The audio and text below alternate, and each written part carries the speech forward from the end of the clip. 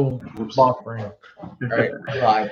So, welcome into another edition of Make Every Second Count Live with me, your international award-winning Make Every Second Count speaker. And on this program, we try to provide you with the solution to your problems, your issues, your adversities.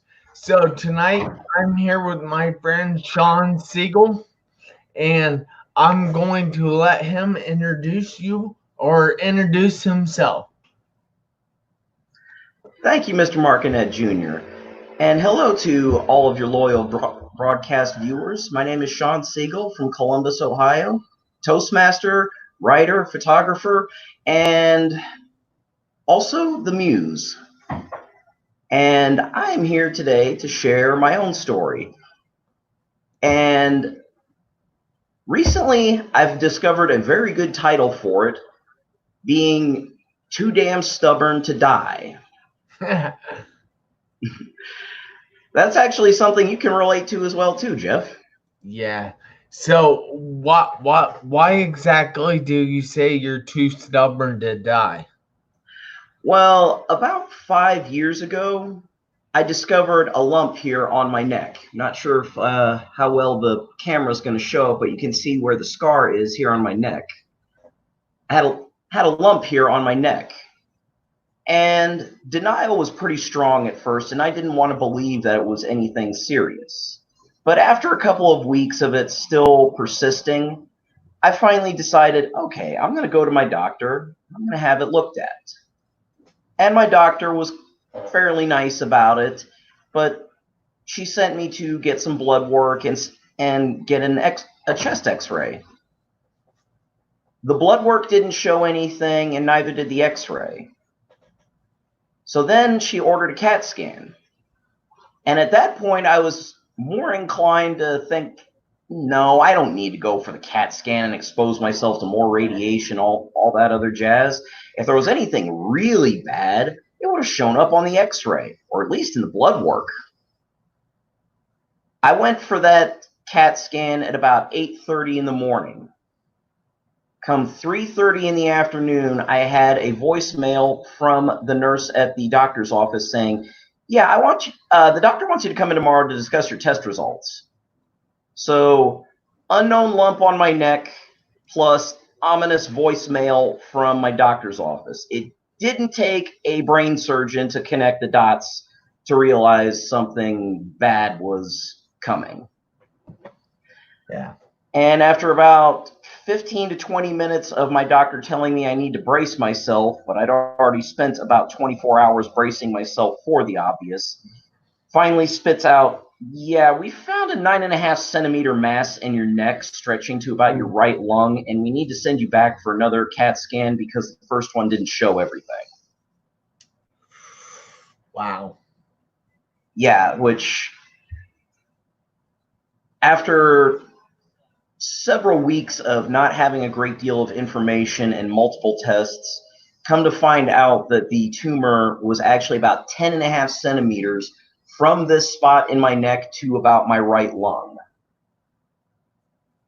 And it was diagnosed as classic Hodgkin's lymphoma. Wow.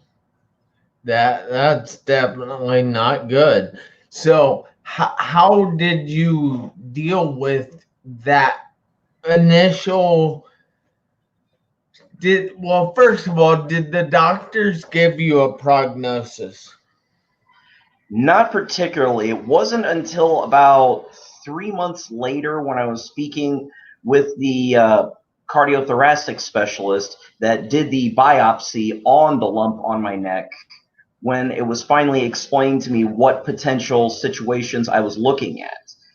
And they couldn't give, based off of the CAT scans, they were thinking, okay, this is one of 3 potential possibilities. This is either a pretty advanced thyroid cancer, this is classic Hodgkin's lymphoma, or this is a very, very odd presentation of a lung cancer, meaning that they thought that it started growing down here in my right lung and moved its way up to my neck. That's exactly how my grandma's brain cancer came to be. It started in her lung, and it always moves up, I guess. So that's what we were told, at least. That it always moves up.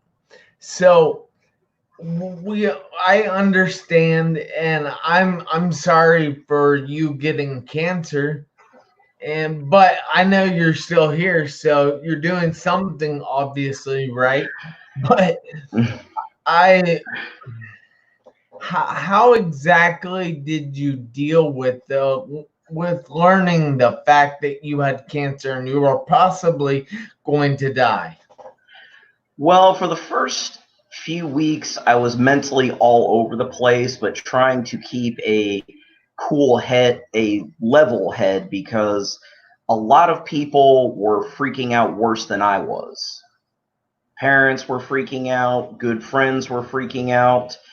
My kids were kind of freaking out a little bit too at the time, but they probably didn't understand everything that was going on. But trying to help keep my head level so I wasn't freaking out, I have to reference back to one of my favorite movies, Van Wilder. In the very beginning of that movie, for anybody that doesn't know, Ryan Reynolds plays a guy who wants to stay in college for as long as he possibly can. But then his funding gets cut off so that he cannot stay in college. So he tries to start fundraising his own way. He even has a personal assistant in college. And his personal assistant is trying to help him raise his funds, and he can't figure out where the remainder of their next payment's coming from. And he's sitting there with his roommate, and he says to him, "You know, Taj, I learned something a long time ago. Worrying is like a rocking chair. It gives you something to do, but ultimately it accomplishes nothing." And it was that one particular line that has stuck with me for years after seeing it. It made me think to myself, worrying is like a rocking chair.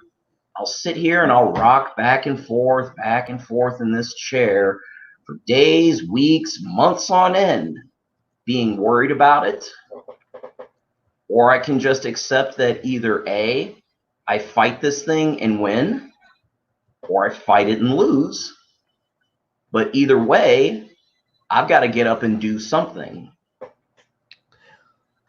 Yeah, and a lot of people don't understand that, I think, about going through things, that there's only two options, and that is either you go through it and succeed or you go through it and lose.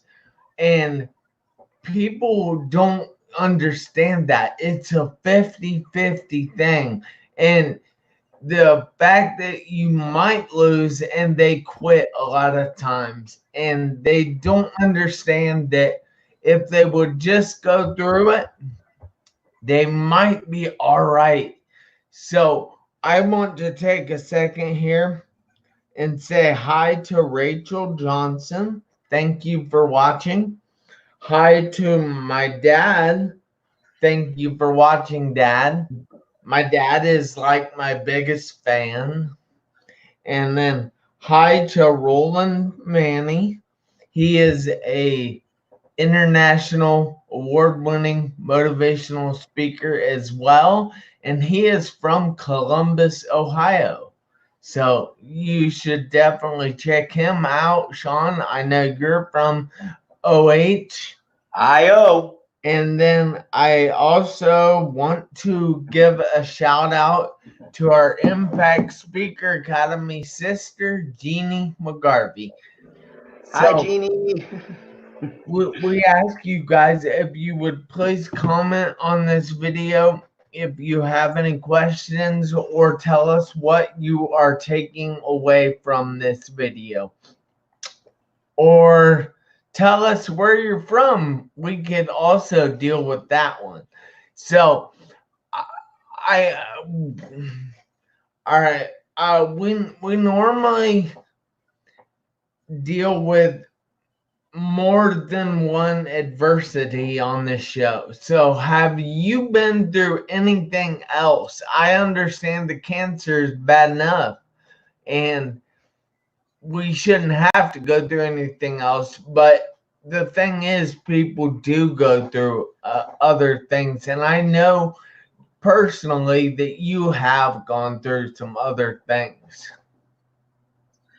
Well, post cancer, I was actually married at the time, but I have since been divorced, and that was actually very physically and mentally trying at times here. But now I'm actually a few years post all of that. I've got my own house now. I have 50% custody of my kids there, and I actually just got off one of my weekends with them here where we were all together. We ended up going out to Magic Mountain for a little while to enjoy that up at Polaris, and we've also went out to Roosters a couple of times and got wings. And apparently my daughter has the same taste in wings that I do. Yeah? Oh yeah, Is that it's good really or bad? Oh, well, Mr. Greg Walker has re-inspired my love of wings, and or I should say my addiction of wings. That's cool though. But so you have been through a divorce and a custody battle. And Mhm. I want to say that I know other people out there have gone through the same things. So I hope you can help other people out by telling them your story. So if you could go into a little bit of what you had to deal with and how you dealt with it during the time of your divorce, I would very much appreciate that. Actually, I will tell you something about that, but I do want to kind of rewind the clock a couple of years prior, All right. because a couple of years prior, another lesson that I try to really, really hold tight to my chest and always remember is a cold, hard dose of perspective.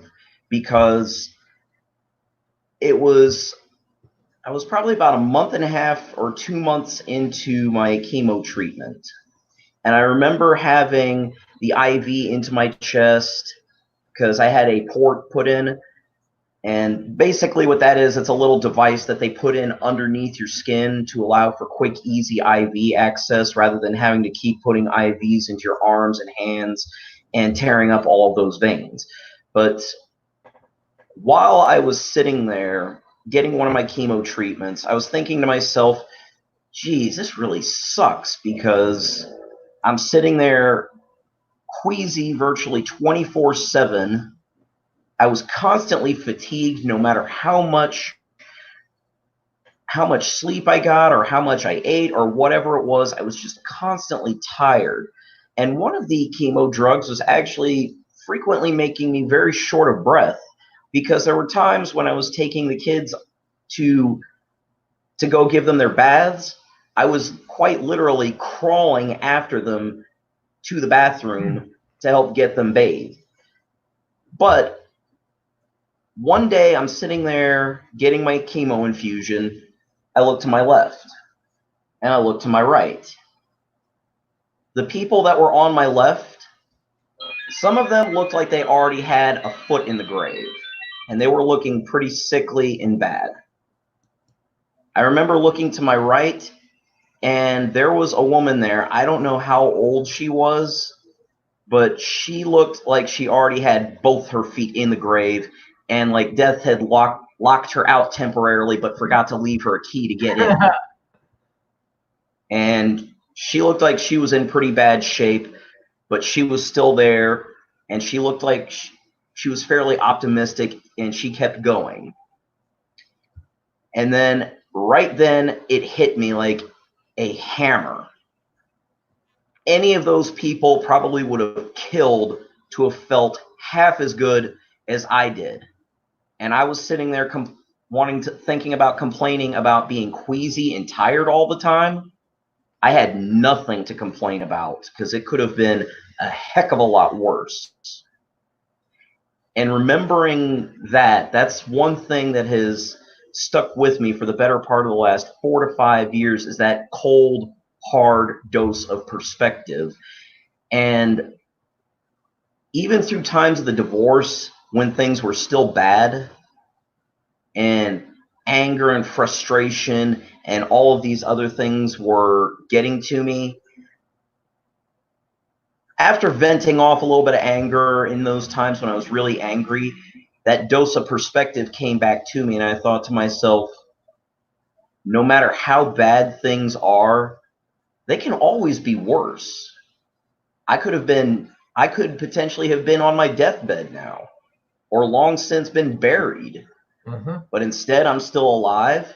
My kids just saw me last weekend. I'm actually picking them up tomorrow after school. And overall, I think my health is pretty good. Yeah.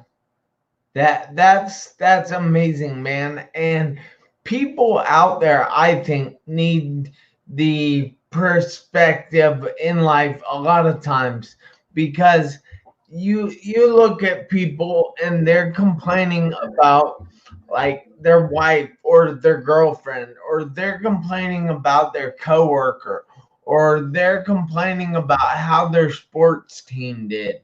Well, the thing is, they're alive, and Yes, they are. I see a lot of people that aren't thankful for what they have. And being alive is something that we need to be thankful for every single second. That's Of why every day. I have actually started this movement called Make Every Second Count movement. And it seems hard to a lot of people to make 86,400 seconds count in a day, but it's really not. If you're thankful to just be alive and you decide that it's going to be a great day, then nothing else matters. Absolutely. So, do you have any suggestions for other people that are dealing with similar or not similar things?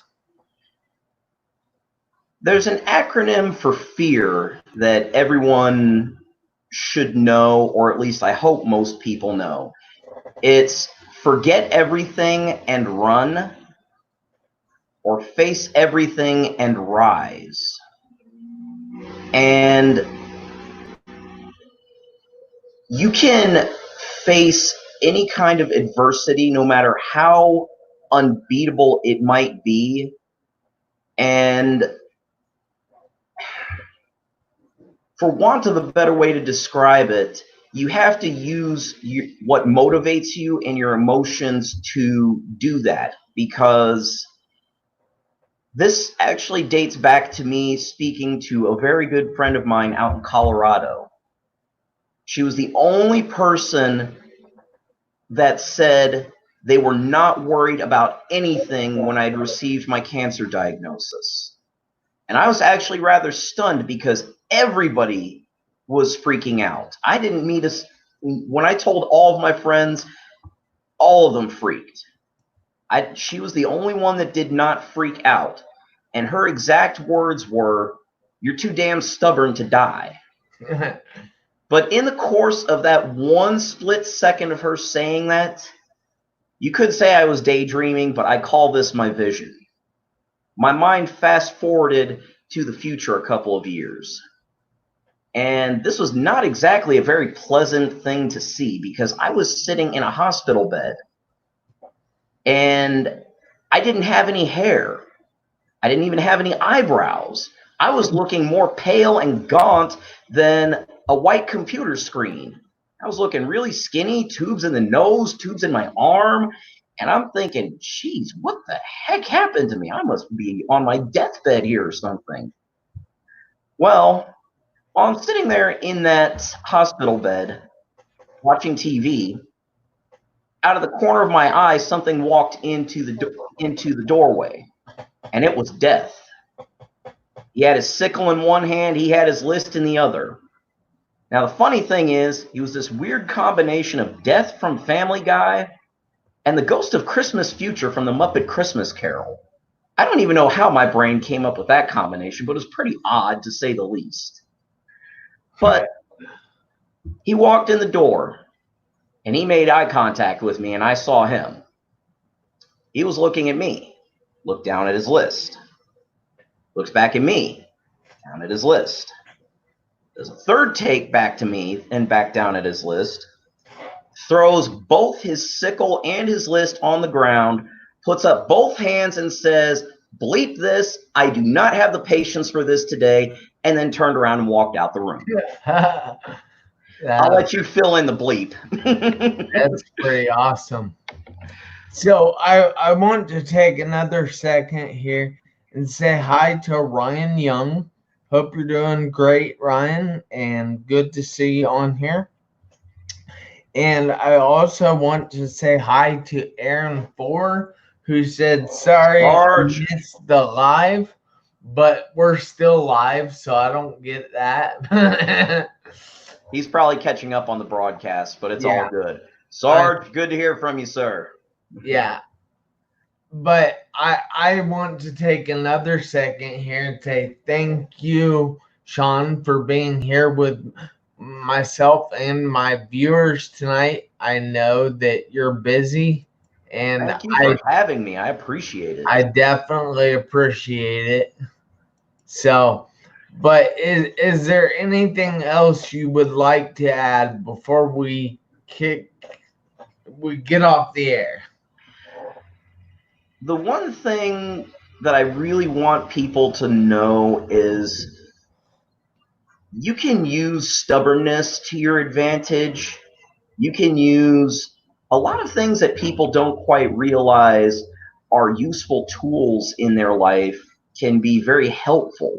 Because as I was saying, stubbornness is incredibly strong in my family on both my mother's and father's sides, going back at least 2 generations. And when I realized that that was something that I could use to make work for me, and another case in point for someone to use what they have in life as a tool. Say someone has a bad case of obsessive compulsive disorder. Now, that in of itself can't be a bad thing if you find out how to make it work for you. Yeah. Because you can make things work for you, and it will help you a lot in life. And the only other thing that I would want to say is that even if you know you're going to lose something, if you're going to lose the battle anyways, that doesn't mean you shouldn't continue to keep trying, because you never know what you can pull out if you keep trying all the way up to the last minute. Jeff, are you a basketball fan or football fan? More football. How many football games have you seen gone down to the last minute, and if something goes one way or another, like the Ohio State Clemson game, if the last pass was completed, it's a touchdown, and Ohio State graduated on in the playoff. But it was thrown intercepted, and it was thrown intercepted. So unfortunately, it's one of those it is what it is things, but that doesn't mean that we don't give up and not keep trying. Yeah. Wow. That is great advice. And I also would like to point out that my dad said another acronym for fear is false evidence appearing real.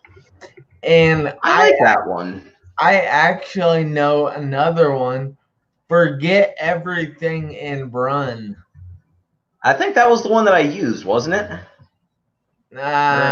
No, you said forget or face everything and run or something like that. Face everything and rise.